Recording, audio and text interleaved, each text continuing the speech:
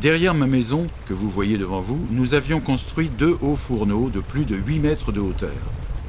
Ils ne fonctionnent plus depuis que nous louons les concessions à la compagnie Schneider Le Creusot, mais il fallait les voir à l'œuvre il y a seulement quelques années. Depuis le XVIe siècle, ils nous permettaient de transformer d'importantes quantités de minerais de fer en fonte. Voici comment cela se passait.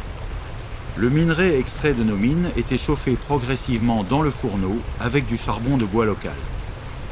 Grâce à l'eau des torrents, on pouvait actionner des trompes hydrauliques pour ventiler l'intérieur et atteindre une température très élevée. Assez élevée pour dépasser le point de fusion du fer, qui devenait alors liquide et s'associer au carbone du charbon pour donner de la fonte. Une fois cette opération terminée, il suffisait d'ouvrir le four et de laisser couler la fonte dans un canal que l'on creusait au pied du fourneau. Lorsque la fonte était refroidie, on obtenait un long lingot de fonte qu'on appelait gueuse.